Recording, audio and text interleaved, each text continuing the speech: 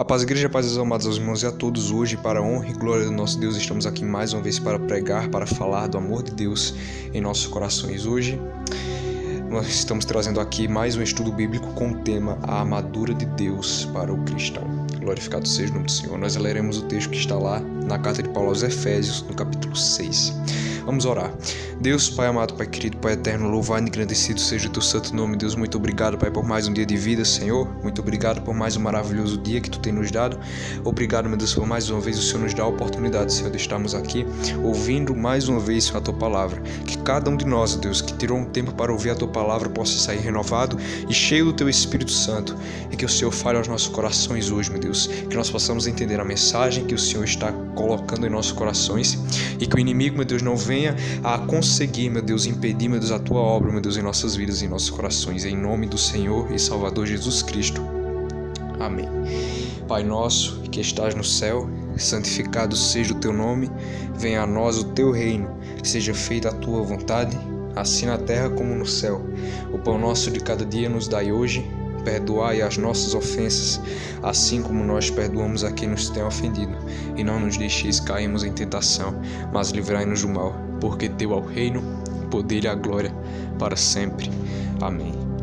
Amém, irmãos. Hoje nós vamos ler o texto que está lá na carta de Paulo aos Efésios, no capítulo 6, a partir do verso 10 até o versículo 20, glorificado seja o nome do Senhor.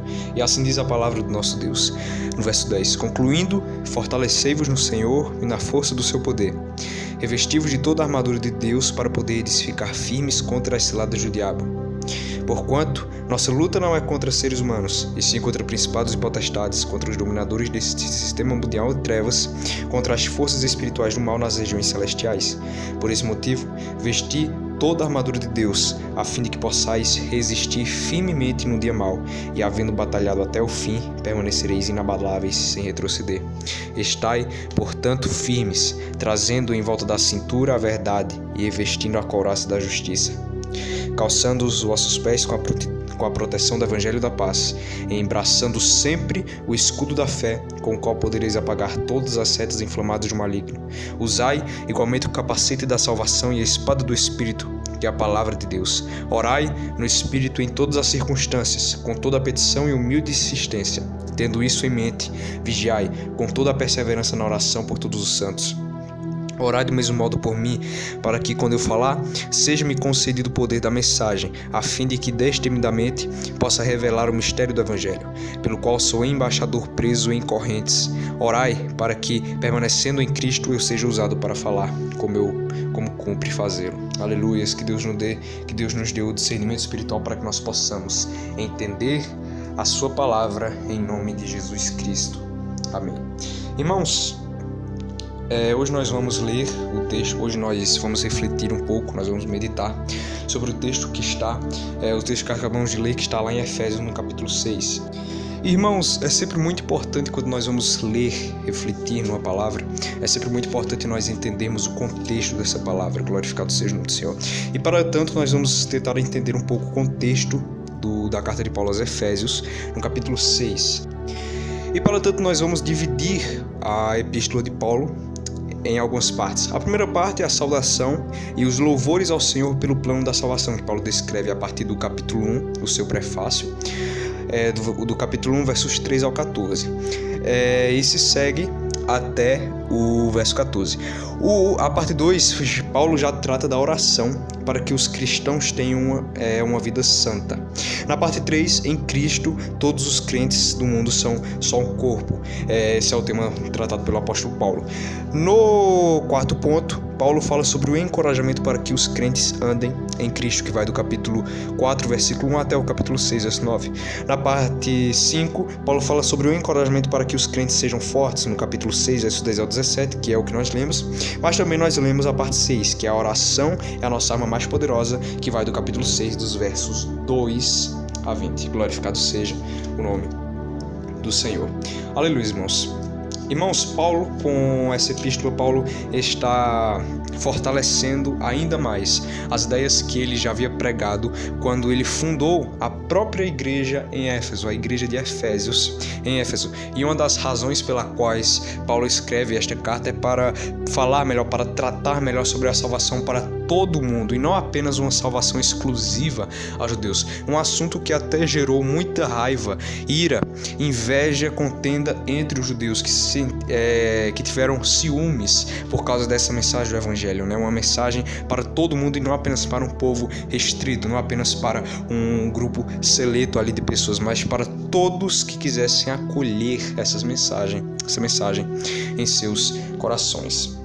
Glorificado seja o nome do Senhor. E outra razão pela qual Paulo escreve esta carta é porque Paulo foi preso. Paulo está preso em Roma quando ele escreve esta carta, e os irmãos em Éfeso se preocuparam. Eles ficaram muito preocupados pela prisão de Paulo. Eles não conseguiam entender como um homem tão bom, como um homem que estava fazendo tão bem a obra de Deus, não só ali em Éfeso, mas em tantas outras regiões, ali onde Paulo havia passado nas suas 3 viagens missionárias, principalmente, como um homem tão bom estava preso, estava sendo subjugado a penalidades tão severas, penalidades essas que deveriam ser exclusivamente executadas em criminosos do mais alto escalão, e não a homens que estavam apenas fazendo bem e trazendo à luz a salvação à humanidade, trazendo a explicação, o desembaraçamento do que é a salvação para a humanidade. E Paulo, em resposta a esse temor, a essas questões que eram válidas, que estavam sendo levantadas entre os efésios, Paulo escreve esta epístola tratando sobre o reino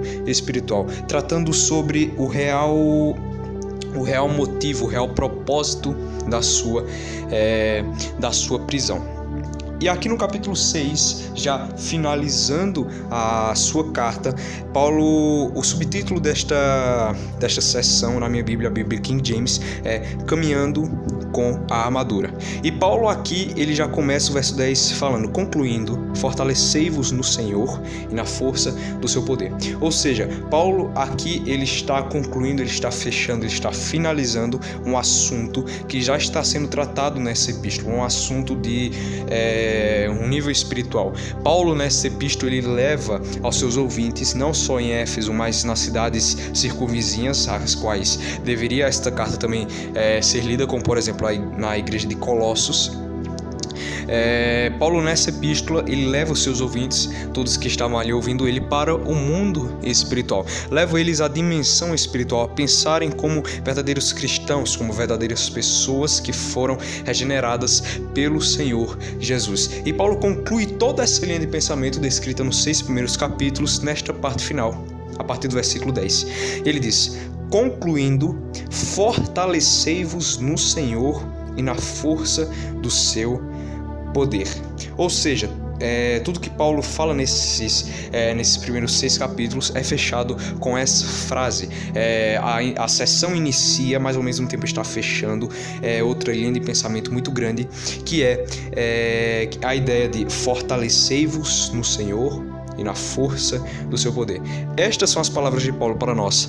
Esta é a palavra de esperança de Cristo para nós. Essas são as ordenanças de Deus para nossas vidas, para que nós possamos nos fortalecer no Senhor e na força do seu poder. E Paulo deixa isso mais claro ainda no verso 11, dizendo: revesti-vos de toda a armadura de Deus, para poderes ficar firmes contra as ciladas do diabo. Esses versos 10 e 11, meus irmãos, eles nos revelam coisas extremamente profundas no sentido espiritual. No sentido físico, não muitas, mas quando você entende essa palavra no sentido espiritual, você vai entender o que Paulo está querendo falar. Você precisa ler esse texto com os olhos espirituais, com os olhos da fé, com os olhos de Paulo, entende?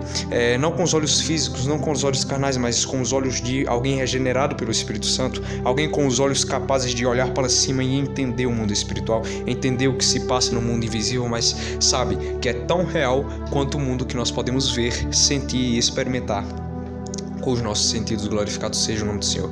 E Paulo diz aqui no verso 11: revesti-vos de toda a armadura de Deus, para poderes ficar firmes contra as ciladas do diabo. Então Paulo aqui ele já descreve uma luta que existe em nossas vidas. Paulo está aqui confirmando, reafirmando, martelando na mesma tecla que Jesus martelou quando ele disse que no mundo nós teríamos aflições, porque nós estamos no mundo de aflições. Nós estamos no mundo cuja natureza foi decaída no pecado, isso está lá em Gênesis 3. Portanto, é inevitável que aflições engendradas pelo inimigo de nossas almas venham, recaiam sobre nós, principalmente sobre os que são filhos da luz, ou seja, filhos regenerados de Cristo.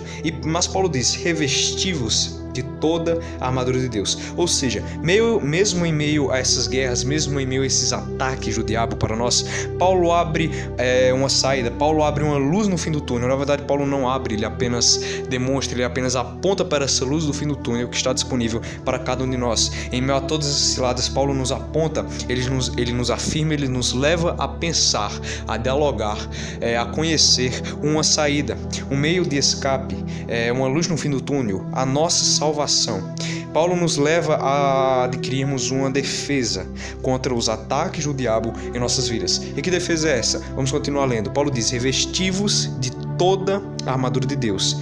Ou seja, a nossa defesa é a chamada armadura de Deus, que é também o título deste vídeo que você está assistindo hoje, para a honra e glória de Deus. Pai, essa é a nossa saída, essa deve ser sempre a nossa defesa, essa deve ser sempre a nossa maneira de se portar no mundo espiritual, com a armadura de Deus. E nós vamos entender melhor o que é essa armadura mais lá na frente, não se preocupe. E diz a palavra de Deus ainda no verso 11: para poderes ficar firmes contra as ciladas do diabo. Ou seja, Paulo começa no verso 10 falando, concluindo: fortalecei-vos no Senhor e na força do seu poder. Paulo aqui ele dá um conselho claro e universal para todos aqueles que já haviam sido regenerados por Cristo. Porquanto Paulo reafirma que a nossa força está no Senhor e diz: fortalecei-vos no Senhor e na força do seu poder. E Paulo deixa isso mais claro no verso 11, dizendo: revesti-vos de toda a armadura de Deus. Ou seja, Paulo aqui ele abre, como eu já disse, uma porta de escape, ele abre aqui uma luz no fim do túnel para que nós possamos encontrar saída em meio às aflições, em meio às lutas, em meio às intempéries da nossa vida lançadas pelo inimigo das nossas almas, que é o diabo. Mas Paulo não só deixa claro, explícito, a armadura, a nossa defesa que nós devemos usar constantemente em nossas vidas, mas Paulo também ele coloca um objetivo, ele também coloca um propósito para que nós vestamos essa armadura, porque algo que nós fazemos sem propósito é algo que não tem processo, algo que não tem fim, é algo vazio. Mas Paulo aqui ele estabelece um propósito. Que propósito é esse?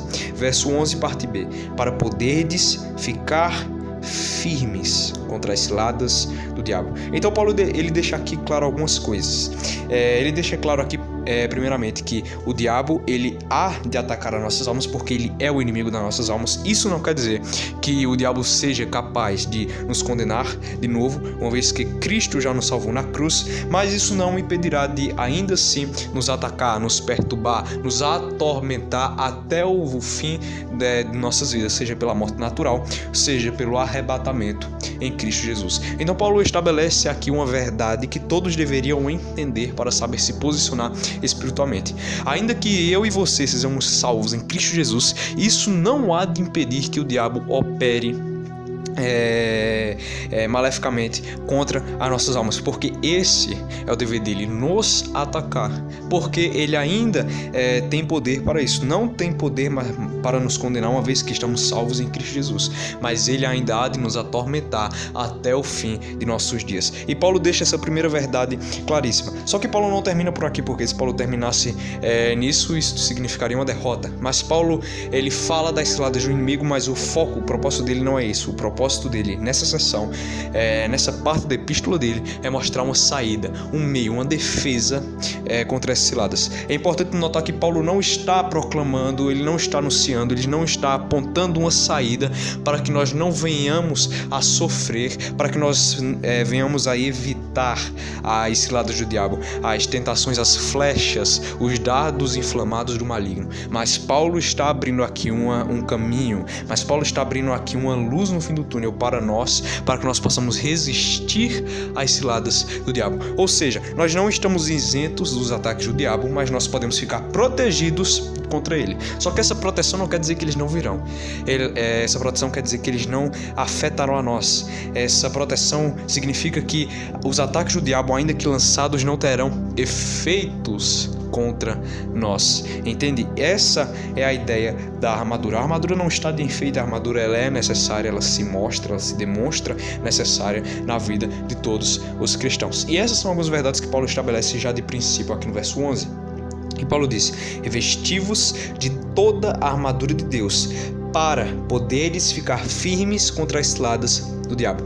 Ou seja, vocês devem usar a armadura de Deus para que vocês possam ficar firmes aos ataques do diabo. Porque o que o inimigo das nossas almas lançar contra nós, apenas o meio espiritual do bem, o meio espiritual da luz, poderá nos defender. O que Paulo está querendo dizer aqui é que nós possamos nos revestir naquele que já nos salvou, naquele que já nos regenerou. Glorificado seja o nome do Senhor. É isso que Paulo está querendo dizer aqui. E ele diz no verso 12: porquanto nossa luta não é contra seres humanos, e sim contra principados e potestades, contra os dominadores deste sistema mundial em trevas, contra as forças espirituais do mal nas regiões celestiais. Ou seja, o que Paulo está querendo dizer aqui? Ele está abrindo, ele está levantando nossos olhos para uma visão, para uma cosmovisão, para uma visão espiritual, não apenas para a nossa visão carnal,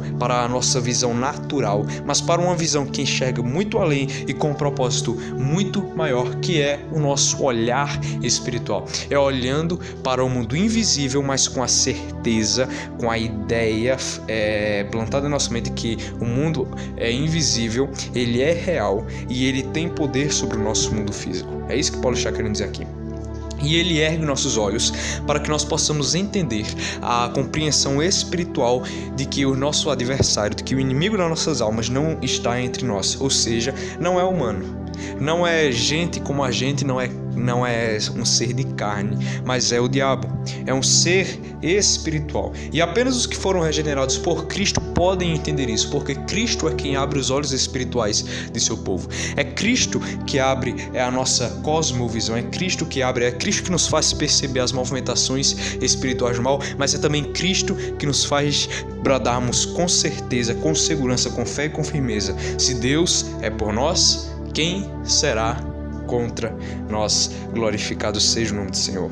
Então Paulo, ele abre nossos olhos, ele nos faz olharmos para a questão correta, falando: porquanto nossa luta não é contra seres humanos, e sim contra principados e potestades. O verso 12 está ligado ao verso 11, porque no verso 11 Paulo fala da armadura de Deus, ou seja, uma armadura espiritual, para poderes ficar firmes contra as ciladas do diabo, para ficarem firmes contra as ciladas de um ser espiritual, para o príncipe das trevas. E no verso 12, Paulo ainda continua essa linha de raciocínio dele, explicando por que é que nós devemos vestir uma armadura espiritual para nos defendermos de um ser espiritual, e não apenas de um ser, mas de um grupo espiritual que atua intensamente contra nós. E ele diz no versículo 12: porquanto, ou seja, ele está justificando, nossa luta não é contra seres humanos, e sim contra principados e potestades, contra os dominadores desse sistema mundial em trevas, contra as forças espirituais do mal nas regiões celestiais. Ou seja, os nossos inimigos não são seres humanos, mas o inimigo das nossas almas é o diabo, são os demônios, são as forças espirituais do mal. Por isso que Deus diz: ame ao teu próximo como a ti mesmo, porque os nossos inimigos não são seres humanos, são os seres espirituais do mal, são seres espirituais malignos. E o que nós podemos entender nesse versículo 11, que Paulo já deixou claro no versículo 12, que Paulo já deixou claro no versículo 11. Paulo continua reafirmando que ataques sobrevirão em nossas vidas, tanto que o nosso maior inimigo continua sendo, mesmo após a nossa salvação, Satanás. Tanto que Paulo está dizendo isso para pessoas que foram regeneradas espiritualmente, que foram regeneradas para a luz. Então nós podemos dizer que o inimigo das nossas almas continua sendo o diabo. Paulo diz: porquanto nossa luta não é contra seres humanos, e sim contra principados e potestades, contra os dominadores desse sistema mundial em trevas, contra as forças espirituais do mal nas regiões celestiais. Então, antes de nós entendermos o que é armadura espiritual, nós precisamos entender, primeiramente, por que é que nós deveremos vestir a armadura espiritual. E Paulo justifica isso já aqui no versículo 11, dizendo: para poderes ficar firmes contra as ciladas do diabo. Ou seja, o propósito de nós vestirmos a armadura de Deus é para que nós possamos ficar firmes contra o diabo. Então, só nesses 3 versículos que nós lemos, nós já entendemos uma coisa: a nossa força, o nosso refúgio, a nossa fortaleza, a nossa salvação, como diz aqui no versículo 10, fortalecei-vos no Senhor e na força do seu poder. A nossa força está no Senhor. E Paulo esclarece como deve ser a nossa defesa. A nossa defesa consiste em nos revestirmos de toda a armadura de Deus. E Paulo ele justifica porque nós devemos vestir a armadura de Deus na parte B do verso 11, para poderes ficar firmes contra as ciladas do diabo. E Paulo continua no versículo 2 explicando por que nós devemos vestir uma armadura espiritual para com ela nos defendermos de um ser, de uma ideologia, de um grupo espiritual. Por quê? Porque os nossos inimigos, porque a nossa luta não é contra seres humanos, e sim contra principados e potestades, ou seja, contra os demônios, contra os dominadores desse sistema mundial em trevas, contra as forças espirituais do mal nas regiões celestiais. É isso que Paulo deixou claro. É isso que Paulo deixou claro aqui.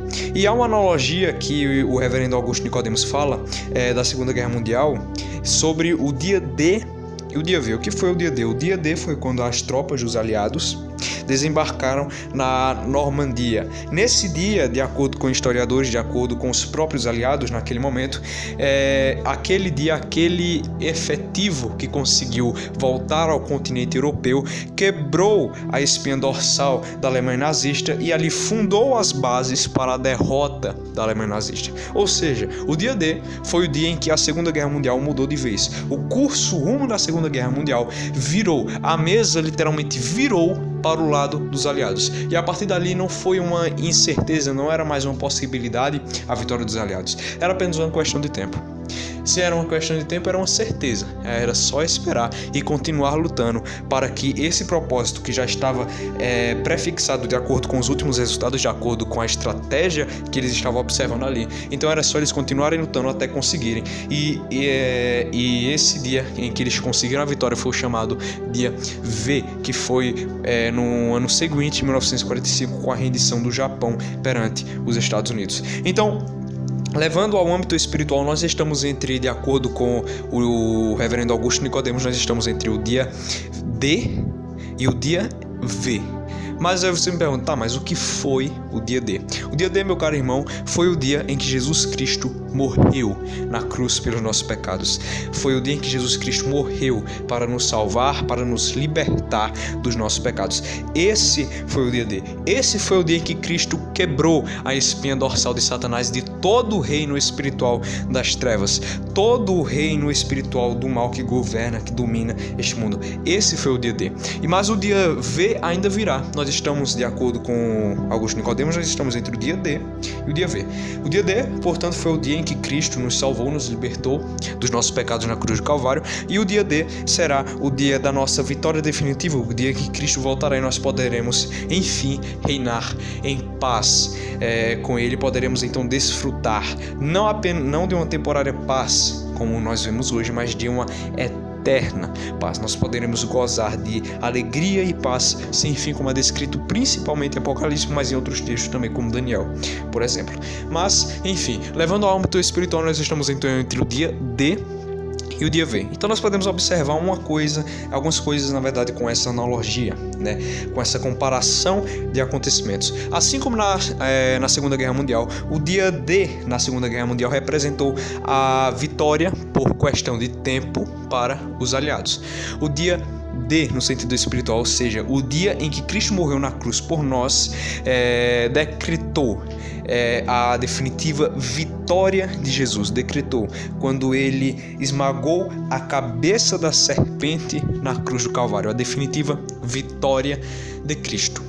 Só que o que acontece? O que aconteceu, por exemplo, na Segunda Guerra Mundial? O dia D veio, mas não foi uma vitória imediata. Claro, era só questão de tempo, mas ali eles souberam administrar, souberam lutar, souberam guerrear, até que em 1945 o Japão se rende e então é decretado o dia V, o dia da vitória dos aliados, entende? Então o nosso dia V será quando Cristo voltar, retornar e vencer as hostes espirituais do maligno, definitivamente.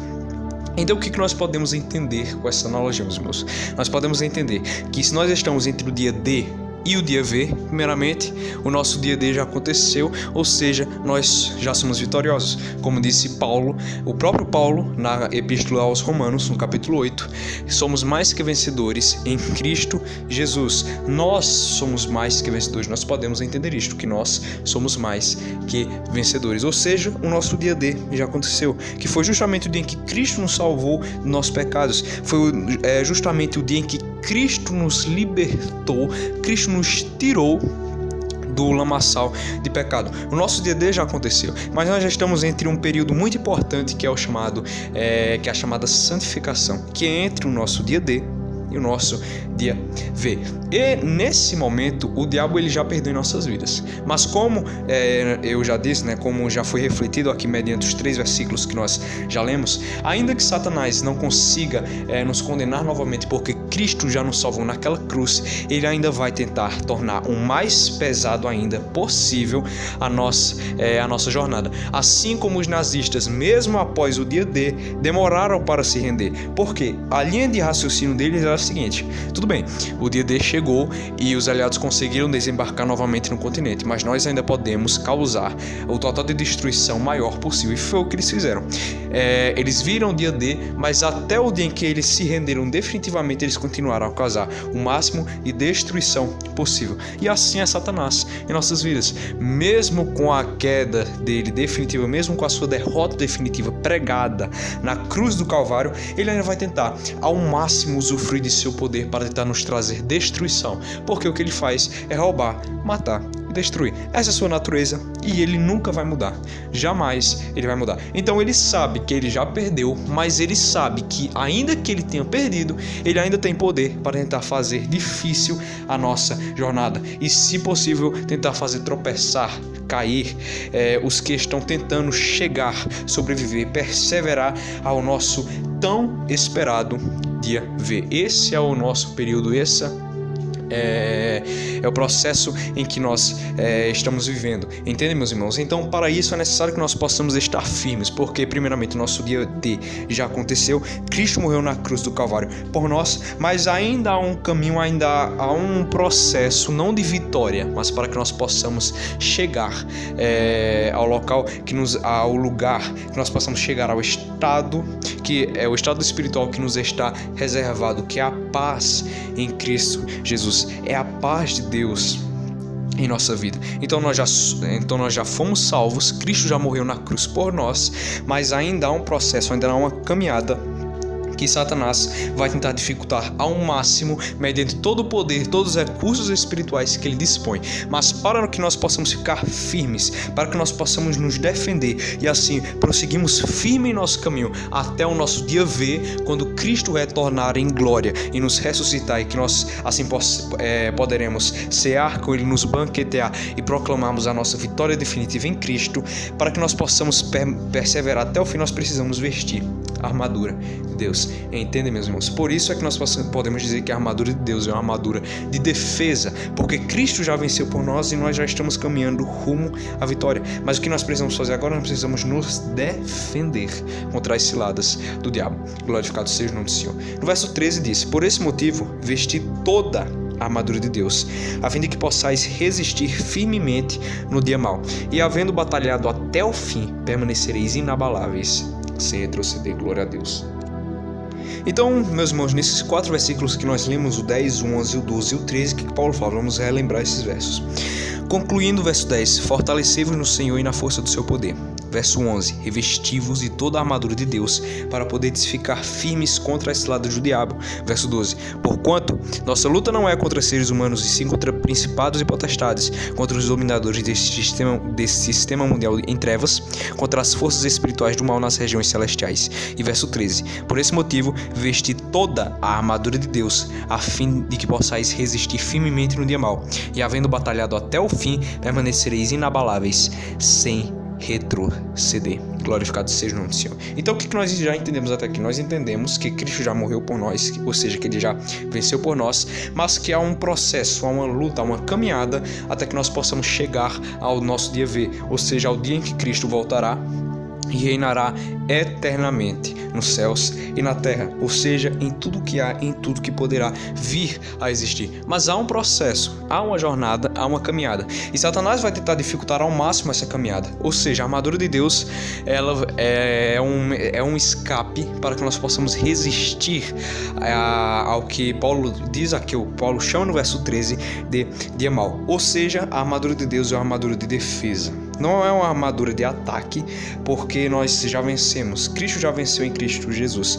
Mas a armadura, ela é uma arma de defesa e ela diz respeito a manter posição. A manter posição porque Satanás vai tentar reconquistar o que ele perdeu, que é as nossas almas. Mas nós devemos ficar firmes, firmados no Senhor, firmados com a armadura de Deus, para que nós possamos resistir e continuar caminhando, como diz aqui Paulo no verso 13, a fim de que possais resistir firmemente no dia mau. O que é esse dia mau? É o dia em que Satanás vai tentar nos afligir.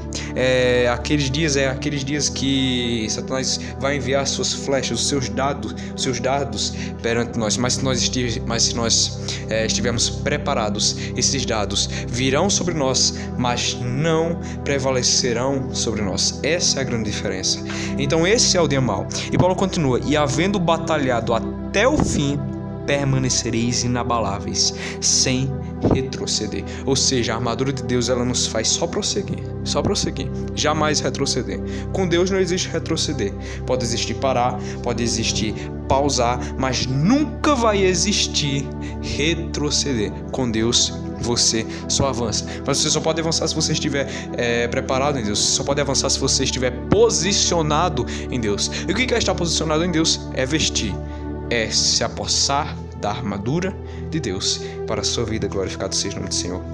E Paulo começa a partir do verso 14, fazendo uma lista mais profunda, mais detalhada sobre a armadura. E ele começa: estai, portanto, firmes, trazendo em volta da cintura a verdade e vestindo a couraça da justiça. Então Paulo, ele aqui já no versículo 14, ele demonstra 2 itens. É importante falar que as peças da armadura, fora o escudo e a espada, que nós veremos daqui a pouco, já são listadas em Isaías 52 e Isaías 59. Então Paulo, ele comenta, ele fala sobre essa armadura que já é descrita no Antigo Testamento, e ele acrescenta o escudo da fé e a espada do Espírito, que nós vamos ver daqui a pouco. Mas aqui já no versículo 14, Paulo já fala, ele já atribui, ele já adiciona 2 peças importantíssimas da armadura.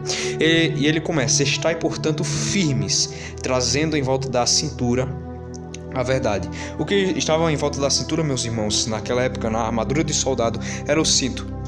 E o cinto era muito importante porque no cinto existia o apoio para se colocar a espada. No cinto existia o apoio para que a armadura, para que as roupas, para que as vestes dos soldados ficassem firmes. Ou seja, o cinto era de extrema importância, porque o cinto, ele ajustava, ele equilibrava, ele era responsável por toda a manutenção da armadura. Então o cinto, ele é de extrema importância. Por isso que Paulo começa pelo cinto. Ele diz: estai, portanto, firmes, trazendo em volta da cintura a justiça. Ou seja, trazendo como a base da vossa armadura a justiça, a verdade, porque a palavra de Deus é a verdade, porque Cristo é a verdade. Porque se Satanás, o inimigo das nossas almas, é a mentira, porque Jesus disse no Evangelho de São João que Satanás veio para roubar, matar e destruir, Cristo é a verdade em nossas vidas.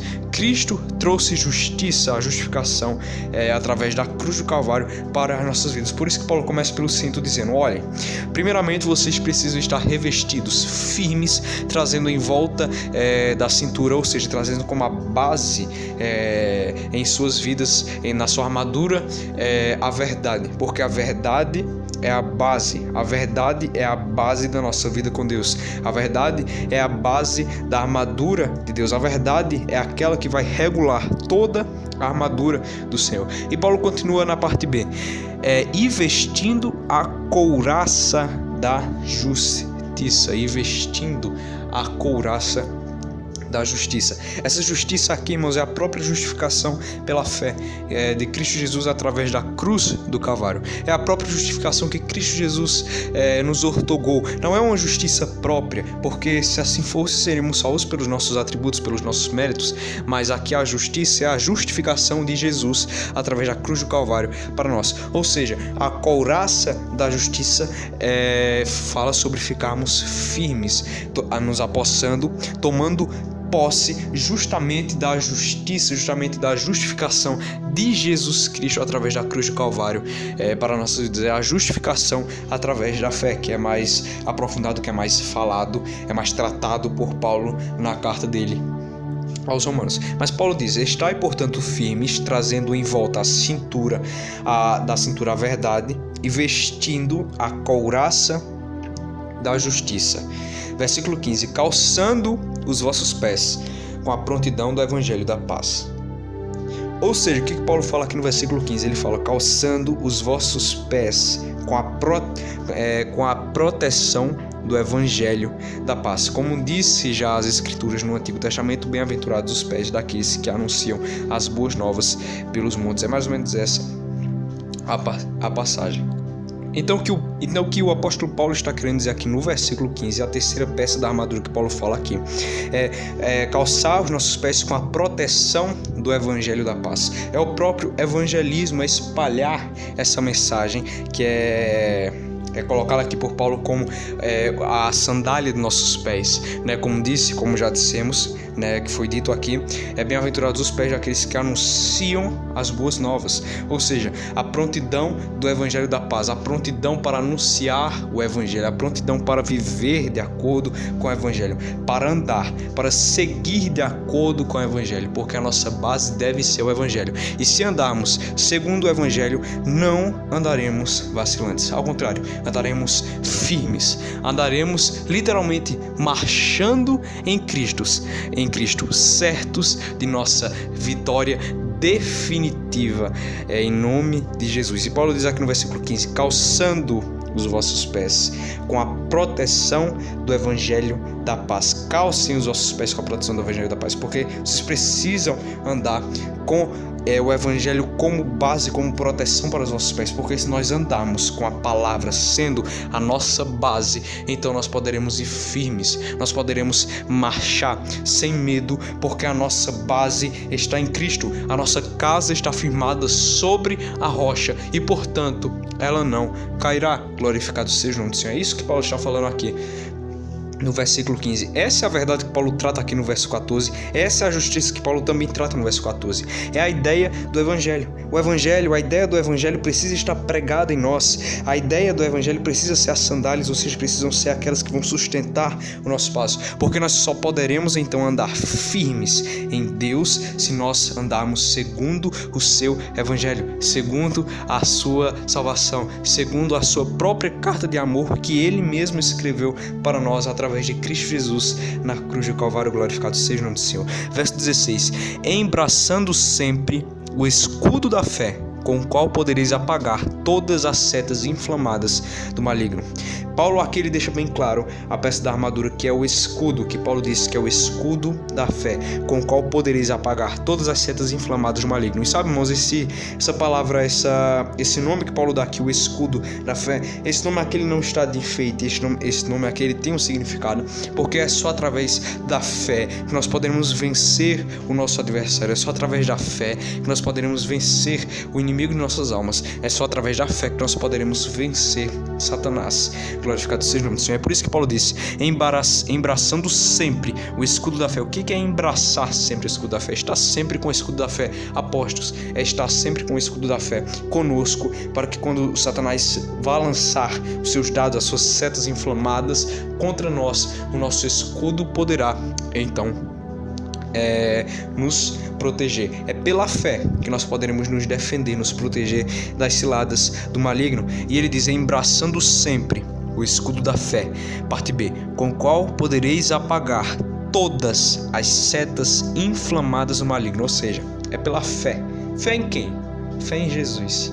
Fé em Deus. Fé que o mesmo Deus que me salvou, que te salvou naquela cruz, é o mesmo Deus que hoje te dará poder e autoridade para vencer o seu adversário, para vencer o adversário de nossas almas. E aqui não falo de homens, mas sim do reino espiritual das trevas, o inimigo das nossas almas. Falo do diabo, porque o mesmo Deus que nos salvou naquela cruz não nos abandonou, mas todo dia Ele pode nos dar forças se pedimos com fé. Ele pode nos dar forças para que nós possamos enfrentar e, como disse o próprio Paulo aqui, apagar as setas inflamadas do maligno. Glorificado seja o nome do Senhor. Só através da fé, embraçando sempre o escudo da fé, com o qual podereis apagar todas as setas inflamadas do maligno.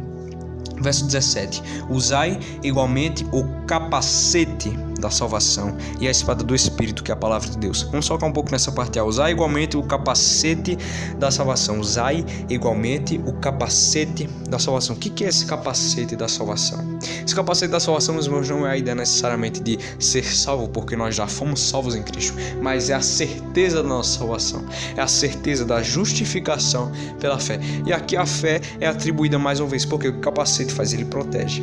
O capacete, ele protege órgãos vitais, ainda mais porque se um soldado antigamente, até hoje, se alguém for atingido na cabeça, acabou. Se um soldado é atingido na cabeça, ele já não pode mais continuar na luta, ele tem que parar. Ele tem obrigatoriamente que parar, porque se ele não foi morto com o ferimento, se ele não foi morto com o dano na cabeça, ele ficará ferido a ponto de não poder mais lutar. Para tanto, Paulo nos ordena, Paulo nos instrui a colocar o chamado capacete da salvação. O que esse capacete da salvação ele trata? Ele trata da certeza da nossa salvação. Trata de quando o inimigo ele for nos acusar, for nos falar: olha, mas você não merece, mas você é um miserável, mas você nem merece tudo isso que você está ganhando, você nem merece a salvação de Cristo. Você responder: sim, eu não mereço. Mas a justificação, ela vem pela fé. E graças a Deus a justificação não vem pelos meus atos e pelos meus méritos, porque se assim fosse, eu já estaria queimando no fogo do inferno. Mas a justificação vem pela fé, pela minha fé em Cristo. É isso que significa o capacete da salvação. É você ter certeza da sua salvação. É você ter certeza de que Cristo te salvou e que a salvação de Cristo é suficiente para a minha e para a sua vida. Estar com o capacete da salvação é ter certeza da salvação de Cristo, é ter certeza, é tomar posse da salvação de Cristo para nossas vidas.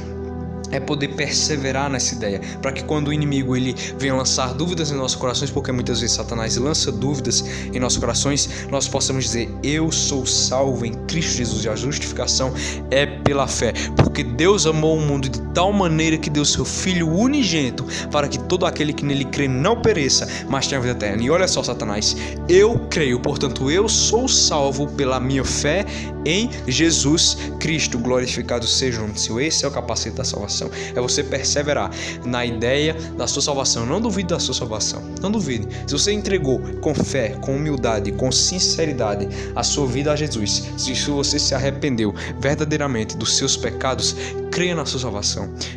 Creia que Cristo justificou seus pecados, que Cristo morreu por você, Cristo se sacrificou, Ele sofreu a dor que você e eu deveríamos ter sofrido, mas Ele sofreu por nos amar. Ele sofreu naquela cruz do Calvário. Então já não existe mais condenação. Não existe mais condenação, como diz o próprio Paulo na carta dele aos Romanos, no capítulo 8. Não há mais condenação para os que estão em Cristo Jesus. Ou seja, Satanás não pode mais dizer nada contra nós. Satanás não pode mais nos acusar, porque nós temos um advogado que já morreu, que já se sacrificou por nós naquela cruz, mas que ressuscitou e até hoje defende a nossa causa. Ele nos defende, ele está sempre a postos para nos defender diante das acusações de Satanás. Glorificado seja o nome do Senhor. Então, tome posse do capacete da salvação, ou seja, tenha certeza, tenha fé, persevere na ideia de que você é salvo. Não duvide da sua salvação, porque quando você duvida da sua salvação, você está duvidando duvidando da obra vicária de Jesus naquela cruz. Ao contrário, agradeça a Jesus pela sua salvação. Agradeça porque Jesus já te salvou. Creia nisso, você tem que crer. É esse o capacete da salvação, é você crer. E quando você crê, Satanás ainda se levantará contra você, mas ele não conseguirá entrar na sua mente, porque a batalha espiritual, ela é na mente. A batalha espiritual, ela é na mente. Porque muitas vezes Satanás deixa o corpo limpo, bonito, mas ele mexe com a nossa mente. O foco de Satanás não está no corpo, ele está na mente. Satanás tocou no corpo de Jó, focando a sua mente, focando as suas ideias. Porque mesmo com o corpo abalado, Jó não se entregou. Mas tem muita gente hoje que está com um corpo bom, que está com saúde, mas mesmo assim não sente paz na mente. Ou seja, a guerra é na mente. Então por isso é que eu e você devemos tomar posse do capacete da salvação. Tenha certeza, tenha fé de que Cristo já te salvou naquela cruz e que Satanás não tem mais poder na sua vida. Quando eu e você cremos verdadeiramente no sacrifício de Cristo naquela cruz, poderemos então continuar firmes, sem nos deter, sem pararmos, para a honra e glória do nome do Senhor. E Paulo continua na parte B do verso 17. Usar igualmente o capacete da salvação, e a parte B. E a espada do Espírito, que é a palavra de Deus. Ou seja, a última peça da armadura aqui é a espada do Espírito, que é uma peça que o próprio Paulo ele acrescenta juntamente com o escudo, porque as outras peças já haviam sido descritas em Isaías 52 e 59, então Paulo ele apenas remete aqui, ele traz uma interpretação sobre essas palavras. Mas Paulo fala também da espada do Espírito. E o que é a espada do Espírito? É a palavra de Deus. E uma analogia muito clara quanto a esse assunto está no próprio texto de Mateus, se não me engano, no capítulo 4, que diz, que fala quando Jesus ele foi tentado por Satanás no deserto. É exatamente Mateus capítulo 4. Nós temos aí as 3 tentações de Satanás. Na primeira, na segunda e terceira tentação, Satanás tentou Jesus de diferentes formas, mas a base da resposta de Jesus foi a mesma: está escrito. Ou seja, as 3 tentações foram diferentes, mas a base para a resposta, para a defesa de Cristo foram as mesmas: está escrito. Ou seja, Cristo usou a própria palavra de Deus, ou seja, o que na época era apenas o Antigo Testamento, para se defender das setas inflamadas do maligno, para se defender da tentação. E por que muitos hoje têm caído? Porque primeiramente não conhecem a Bíblia.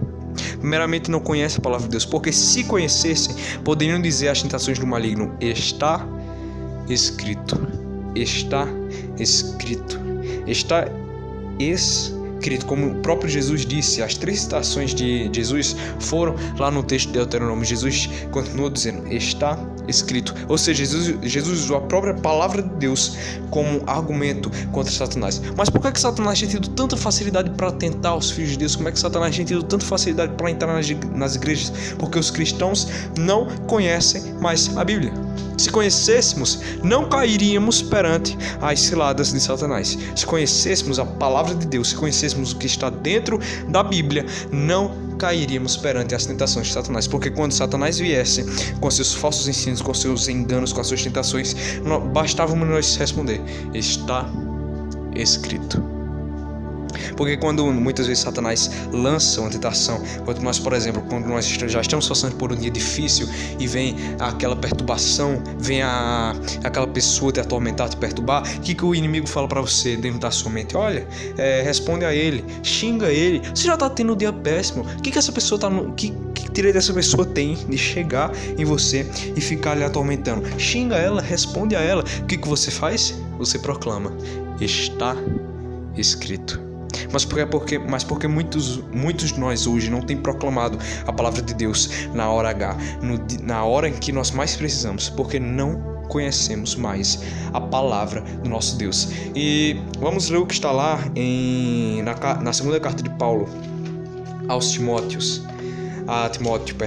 no capítulo 3, nos versos 16. É isso que Paulo está dizendo, a espada do Espírito, que é a palavra de Deus, porque é com a espada do Espírito, é com a palavra de Deus que nós defendemos e atacamos ao reino das trevas, a Satanás, porque é através da espada do Espírito que nós podemos continuar firmes. Glorificado seja o nome do Senhor. E diz, 2 Timóteo capítulo 3, verso 16, diz: toda a Escritura é inspirada por Deus e proveitosa para ministrar a verdade, para repreender o mal, para corrigir os erros e para ensinar a maneira certa de viver. Verso 17. A fim de que todo homem de Deus tenha capacidade e pleno preparo para realizar todas as boas ações. Ou seja, o que Paulo está falando aqui? Toda a Escritura é inspirada por Deus e útil. O que Paulo fala aqui, resumidamente? Que toda palavra, que toda Escritura é inspirada por Deus e proveitosa. Primeiro, para ministrar a verdade. Segundo, para repreender o mal. Terceiro, para corrigir os erros. E quarto, para ensinar a maneira certa de viver. É a defesa e o ataque que Paulo está falando, que nós estamos refletindo lá no texto de Efésios, no capítulo 6. É a palavra de Deus, é a espada do Espírito, porque toda a Escritura é inspirada por Deus para ministrar a verdade, para repreender o mal, para corrigir os erros e para ensinar a maneira certa de viver. Ou seja, a palavra de Deus é a nossa espada, a palavra de Deus é a nossa arma. A nossa resposta aos dados informados do inimigo deve ser a palavra de Deus, deve ser o está escrito, deve ser a resposta com base, com fundamentos bíblicos. Chega, meus irmãos, chega de queremos responder às ciladas, às provas, às lutas, às tentações de nossa vida com argumentos lógicos, com argumentos carnais. Chegou a hora de usarmos a palavra de Deus como nossa espada, como nossa arma, porque se não usarmos logo, nós não avançaremos, nós não chegaremos à nova Jerusalém. Glorificado seja o nome do Senhor. Portanto, nós precisamos entender que a palavra de Deus é a nossa espada do Espírito. Nós precisamos entender o que diz 2 Timóteo capítulo 3, verso 16. Toda a Escritura, ou seja, toda a Bíblia, toda a palavra de Deus é inspirada por Deus, escrita por homens, mas inspirada por Deus e proveitosa para, primeiramente, ministrar a verdade. Segundo, para repreender o mal. Terceiro, para corrigir os erros. E quarto, para ensinar a maneira certa de viver. Ou seja, a palavra de Deus é aquela que entra como uma espada de dois gumes em nossos corações, quebrando toda tentação, todo laço do maligno, expulsando Satanás de nós e purificando-nos, limpando-nos, ministrando a verdade em nossos corações, corrigindo os erros, repreendendo o mal e ensinando a maneira certa de viver. Glorificado seja o nome do Senhor. Mas nós precisamos entender que a espada, que a palavra de Deus é a nossa espada, é a espada do Espírito. Glorificado seja o nome do Senhor. Nós possamos entender, meus irmãos, que a palavra de Deus é a nossa espada, é a nossa arma, e que entendendo isso nós possamos nos fortalecer na sua palavra, que nós possamos nos fortalecer nas suas ordenanças. E Paulo continua, e a espada do Espírito, que é a palavra de Deus. E Paulo no verso 18, ele já começa a esclarecer como que eu posso tomar posse dessa armadura. Tá bom, Paulo já listou para que eu preciso dessa armadura. Primeiramente, como eu posso me defender, né? Como eu posso tomar posse dessa armadura. Agora Paulo está explicando isso. E Paulo fala aqui no verso 18: orai no Espírito em todas as circunstâncias, com toda a petição e humilde insistência, tendo isso em mente, e vigiai com toda a perseverança por todos os santos. Ou seja, orai no Espírito em todas as circunstâncias, com toda a petição e humilde insistência. Tendo isso em mente, vigiai com toda a perseverança na oração por todos os santos. Ou seja, a maneira que Paulo está ensinando para que nós possamos tomar posse da armadura de Deus é somente e tão somente através da oração. É só através da oração, da humilde insistência, como Paulo diz aqui, da humilde petição, que nós poderemos, enfim, tomar posse da armadura de Deus. É mais porque a armadura de Deus são atributos, são características, são meios, são armas, são recursos que Jesus Cristo disponibilizou para nós através da cruz. Não são armas, não são recursos humanos, produzidos por humanos, como dizem, como pensam algumas pessoas, como pensam determinadas linhas de raciocínio, mas são recursos que Cristo disponibilizou para nós através da sua cruz, através da cruz do Calvário. E é através, e tão somente através da oração, que nós poderemos, enfim, tomar posse do que Cristo já nos outorgou.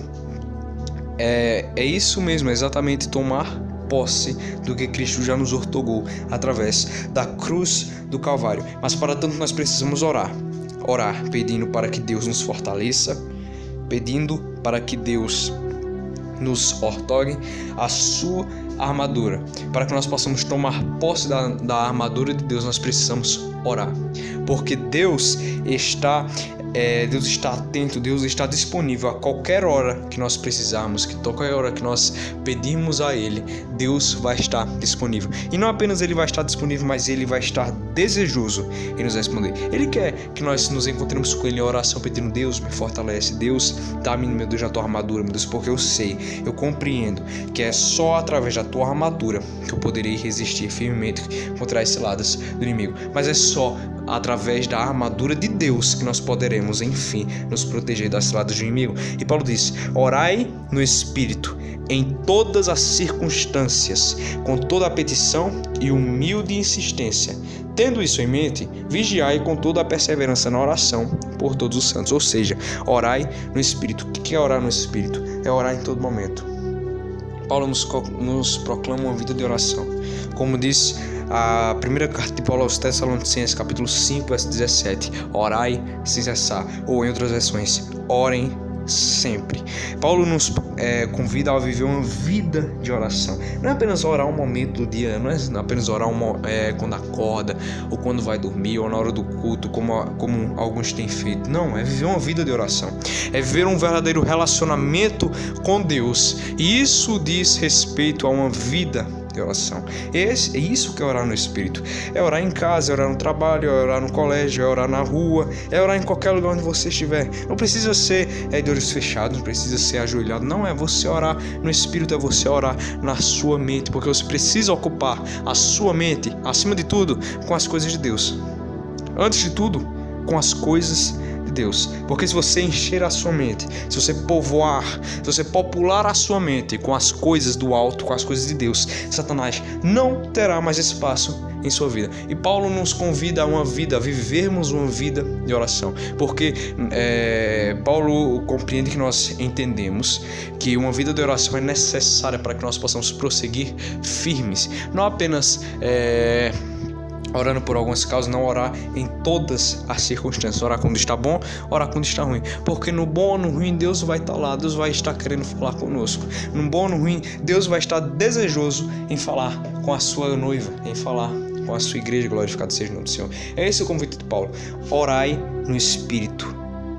Orai no Espírito. Você não precisa orar falando, não ore pensando, ore meditando. Às vezes você vai estar no trabalho, você não vai ter como falar, mas ore meditando no seu espírito, ore pensando, ore com Deus no seu silêncio, né? Às vezes a nossa boca está calada, às vezes a nossa boca está fechada, não estamos falando nada, mas a nossa mente está cheia, a nossa mente está se movimentando a todo tempo, porque nós estamos orando, porque nós estamos pensando, entende? Porque nós estamos falando com o nosso Deus. E é isso que Paulo está nos convidando aqui, para que nós possamos orar no Espírito, orar sem cessar. E é extremamente importante para que nós possamos chegar ao nosso dia V que nós oremos. E não apenas um momento, mas que nós possamos desenvolver uma vida de oração, um relacionamento contínuo e persistente de oração, de uma conversa franca com Deus.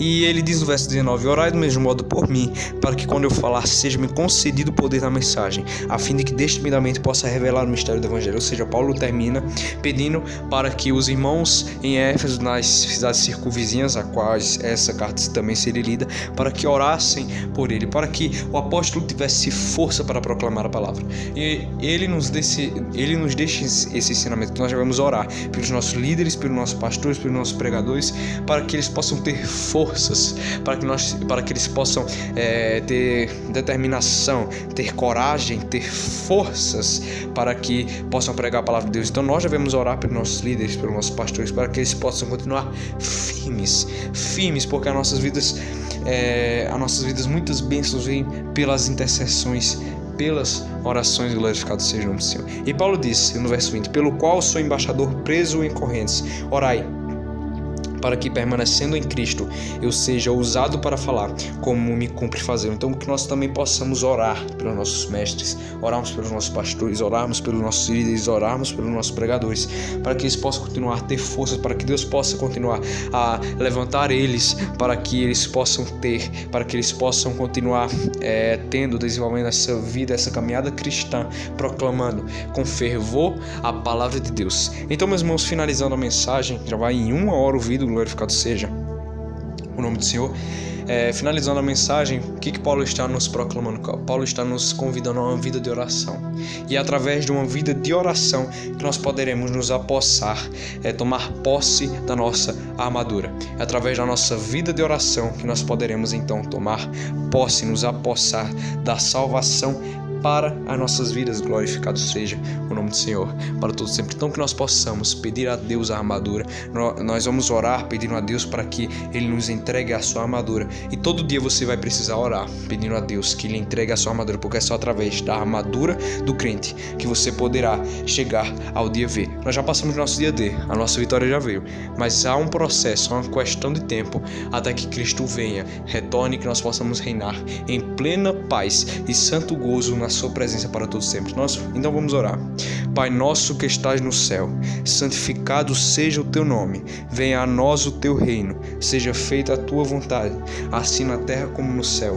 O pão nosso de cada dia que nos dai hoje, perdoai as nossas ofensas, assim como nós perdoamos a quem nos tem ofendido, e não nos deixeis cairmos em tentação, mas livrai-nos do mal, porque teu é o reino, o poder e a glória para sempre. Amém. Deus Pai amado, Pai querido, Senhor, louvado e engrandecido seja o seu nome, meu Deus, muito obrigado, meu Deus, por cada vida que o Senhor levantou para estar aqui neste momento, ouvindo a tua palavra, Jesus. Muito obrigado, meu Deus. Muito obrigado, Pai, pela vida de cada um, meu Deus. Eu te clamo, meu Pai, que o Senhor possa, meu Deus, abençoar a cada um, meu Deus, que ouviu, meu Deus, essa mensagem, Pai.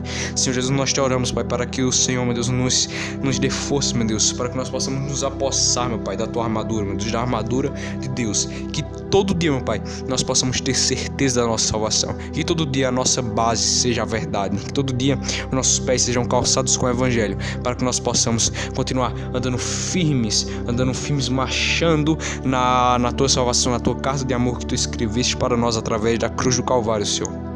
Nós choramos para que nós continuemos crendo, ó Deus, para que nós continuemos perseverantes, ó Deus, na doutrina da justificação pela fé, meu Deus, porque é através da fé que Cristo nos resgatou, através da fé que nós somos salvos, meu Deus, e a justificação através da fé, meu Deus. Nós choramos, ó Deus, para que o Senhor nos dê mais fé, meu Deus, para que nós possamos resistir ao dia mau, que o Senhor nos dê fome, intelecto, discernimento espiritual, para que nós possamos manejar bem a tua palavra, para que através da tua palavra, pela tua palavra, nós possamos nos defender dos ataques, dos ardis do inimigo, Senhor, em nossas vidas, ó Deus. Cuida de nós, Senhor. Sei conosco, nós entregamos as nossas vidas em tuas mãos, meu Deus, que nós possamos desenvolver uma vida de oração em nossas vidas, meu Deus. Em nome do Pai, do Filho e do Espírito Santo nós oramos e te agradecemos. Em nome de Jesus. Amém. Amém, meus irmãos. Que Deus possa nos dar força para que nós possamos nos apossar na armadura de Deus. Irmão, tome posse da armadura de Deus, de verdade. Tome posse, porque a armadura de Deus, ela não veio pelos nossos méritos, ela são recursos, ela é um recurso disponibilizado por Cristo através da cruz. Então você precisa tomar posse dessa armadura, você precisa tomar posse disto para a sua vida. Tome posse, meu amado irmão. Tome posse da armadura de Deus, tome posse da proteção do Senhor para a sua vida. E entenda, de uma vez por todas, que é só através da armadura, da proteção de Deus que você poderá vencer o dia mau e prosseguir até o dia V, ou seja, até o dia da nossa vitória definitiva. Mas que nós não esmoreçamos, mas que nós continuemos firmes, perseverantes em Cristo. Se você ouviu até aqui, meu irmão, que Deus te abençoe, que o Senhor faça resplandecer sobre você a sua face e que Ele o acompanhe por todos os dias da sua vida, que você possa continuar firme com a bênção do Senhor sobre você, sobre a sua casa, sobre a sua família, que você seja abençoado e que você tome posse em nome de Jesus da armadura de Deus para a sua vida. Em nome de Jesus, se inscreva no canal, ative o sininho para receber todas as notificações. Para honra e glória do nosso Deus, trazendo aqui mais uma mensagem. Ficou até grande essa mensagem, na verdade foi a maior mensagem até agora do canal, mas, irmão, é o que Deus mandou entregar. Então que nós possamos refletir, que nós possamos meditar na palavra de Deus. Infelizmente, ainda é pouco, mas creio que um dia Deus nos dará a oportunidade para que nós possamos adorar Ele em espírito e em verdade a todo tempo.